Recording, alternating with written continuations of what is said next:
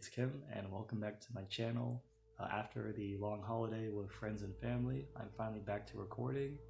Today is a very unusual video for the new year, as it will be the first video where I'm actually not playing, but my two friends in our Misty Mountain SBG group are playing. It's Mike, you may know him as Green Dragon Minis on Instagram, and Javier, I believe his Instagram name is Dunlin for Sauron. They will be playing with Mike's new Mordor versus Javier's Khazad-dûm.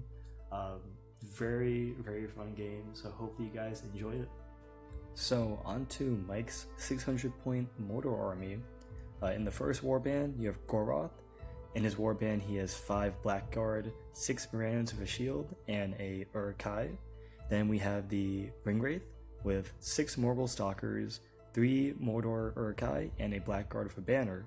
Then his last warband is a Blackguard captain with 4 Blackguard, 6 Morannons, and 2 Mordor Uruk-hai. Here is the total army. So onto Javier's Balin expedition army. The first warband is flowy with 6 dwarves with bows and 4 with shield. Then we have a shield bearer leading 4 dwarf warriors, and the leader, of course, is Balin with 2 Vault Warden teams, 4 Iron Guard, 3 Khazad Guard, and a handful of dwarf warriors, and 1 has a banner. So here is Javier's 600 point army.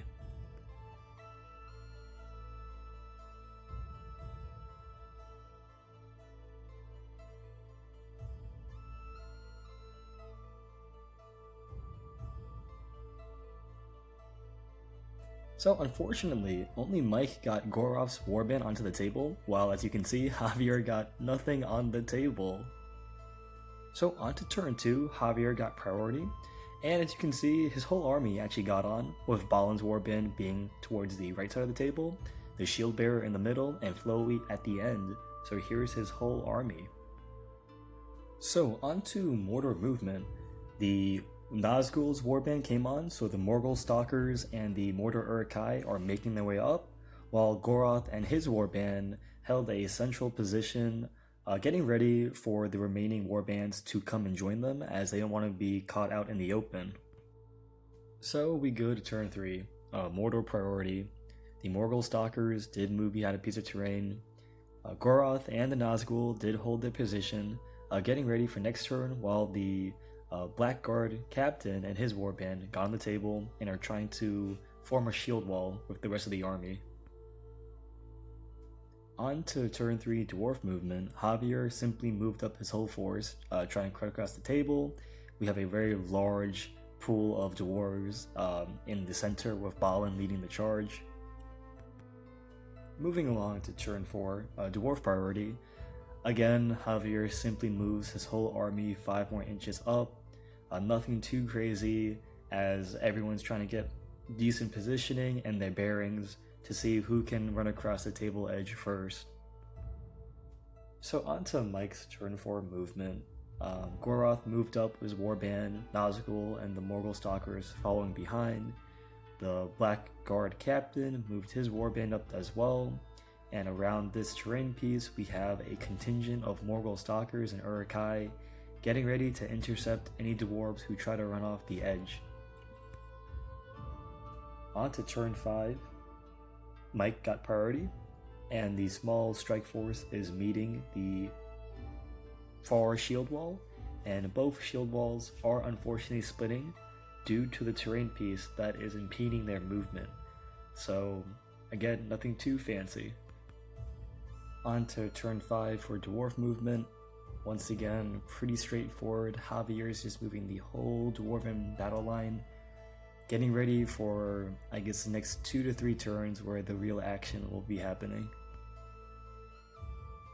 So on to turn 6, Mordor gets priority, and he's hunkering down, in a way tempting Javier's dwarves to charge him.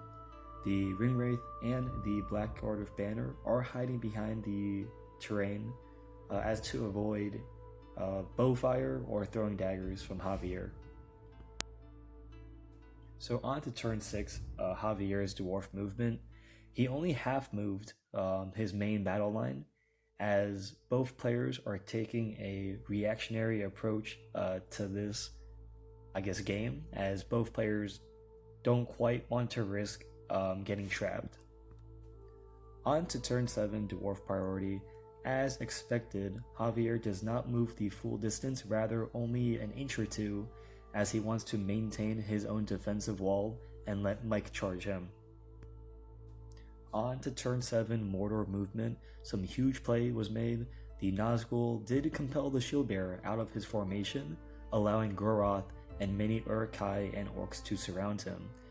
The banner did go under the terrain piece, represented by the blue token, and on the other side of it, there's only one combat with the Iron Guard versus the Black Guard.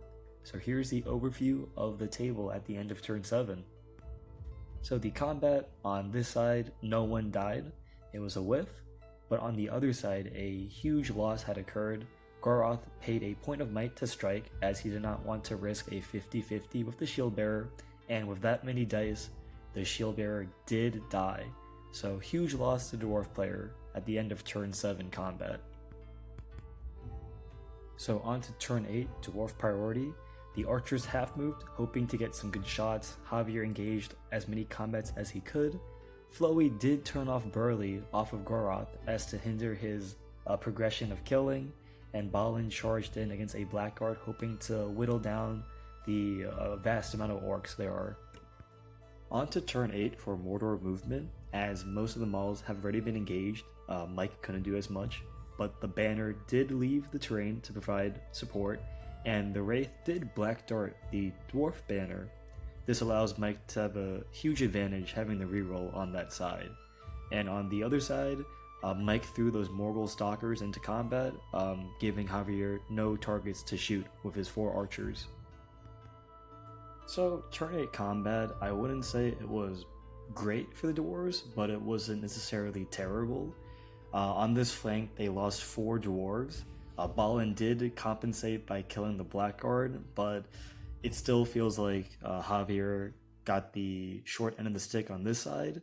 Now on the opposite flank, only 1 dwarf died, and they did manage to kill, I believe, another blackguard. So this flank is holding off much better than Balin's side, but we'll see in the next few turns if he can swing it. So turn 9, dwarf priority. Javier re-engages every combat he possibly can in hoping to get more kills. To help Balin in his combat, Flowey did turn off Burly off of Goroth. This allows him to have more control of where Goroth goes, as Goroth doesn't want to risk a bad combat.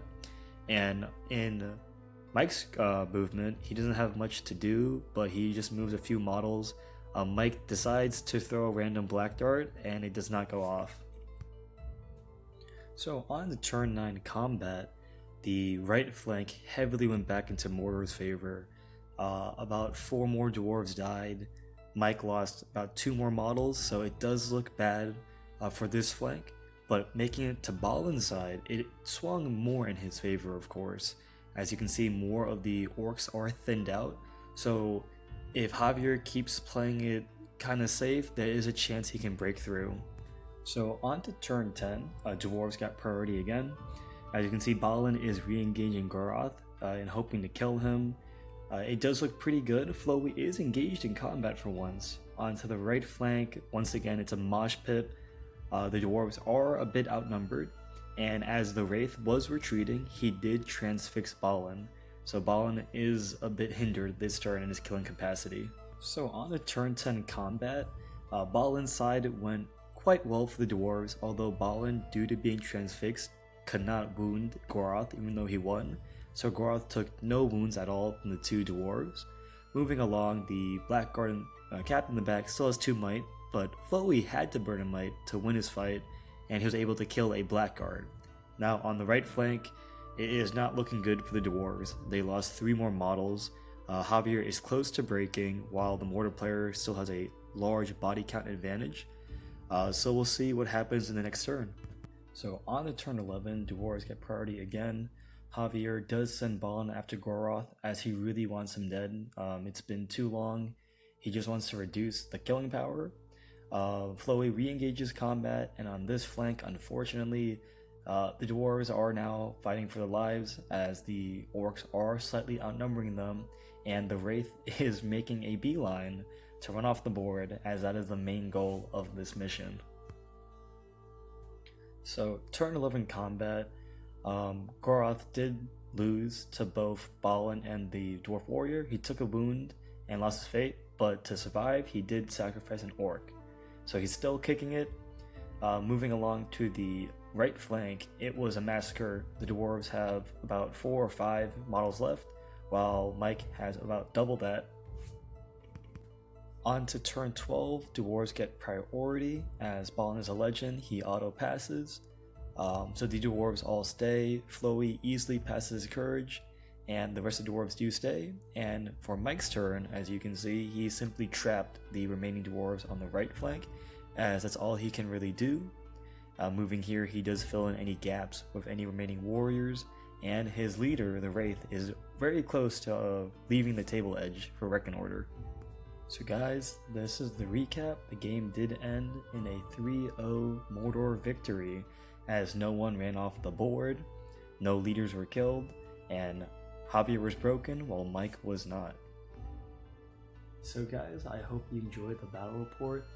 It's been a long time in the making, as Mike has wanted to do Mordor for over half a year now, so finally glad to see them on the tabletop.